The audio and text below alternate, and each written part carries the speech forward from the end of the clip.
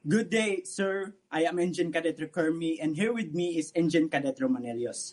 So our topic is about female condom.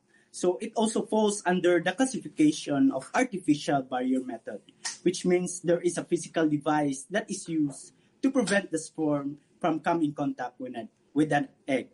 So it also provides a crucial barrier in protecting sexually transmitted infections.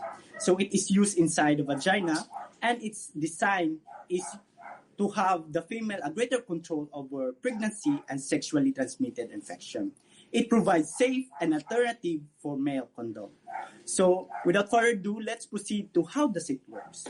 First is we need to tear the condom from its package carefully so that it will not be damaged. Next is we need to identify the inner rings and the outer rings. So the thick inner rings is used inside the vagina and hold the vagina, the condom in place. While the outer ring is remains outside and cover up the vaginal openings.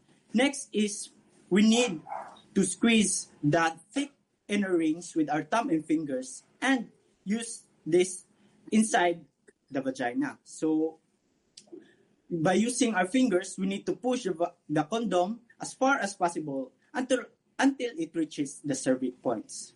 So next is make sure that the condom is not twisted or tangled inside as if it will kind of normally expands. So during sexual intercourse, we use the penis in guiding the condom, and if it is tangled or slips during sexual intercourse, we need to immediately stop. And after we are done using, so we need to squeeze again and turn and pull it and put it in the right place. So for additional information for the do's is we need to check the expiration dates and use lubrication so that it will avoid accidents and tearing of the condom. And for the don'ts is we cannot use both male and female condom at the same time because it will cause damage and possibly accidents. So I will give the floor to Engine Cadet Romanelios. Thanks for that wonderful presentation, Engine Cadet Garme. So again, there are advantages and disadvantages to this. So what are those?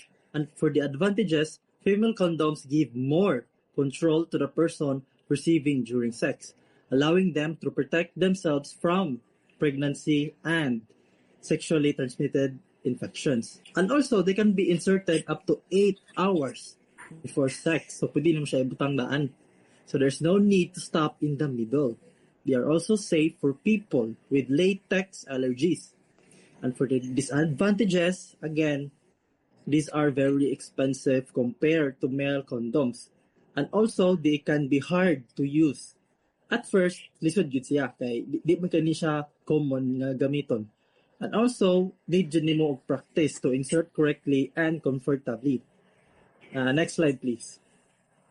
So again, female condoms are non-hormonal way to prevent pregnancy and protect against STIs. So, what does it mean when we say the word non-hormonal? So these are the contraceptives that do not affect a woman's hormones, menstrual cycle, or mood. Instead of changing how the body works, they act as a physical barrier. So it's the same principle as a male condom. And they are about 95% effective. But in real life use, effectiveness is around 79%. Because some people, again, mapalpak inigamit ani kay lisod gyud gamiton. And also, in terms of cost, kung tagpila na siya, medyo pricey gyud siya. Kaya naman, it's very rare manggod ang kuning type of contraceptive. And then for the availability, nani siya sa Philippines, but rare po siya kayo. Next slide, please. So, female condoms are helpful because they protect women and give them more control. But in the Philippines, they are hard to find and not well known. Many students do not even know they exist because they are rarely seen in pharmacies, or talked about in school. Because of this, they are not used much even though they are important for reproductive health. And that's all for our presentation. Again, I am Engine Cadet Manilios and this is my partner. Engine Cadet Ricarmi. And thank you very much for listening, sir. Thank you, sir.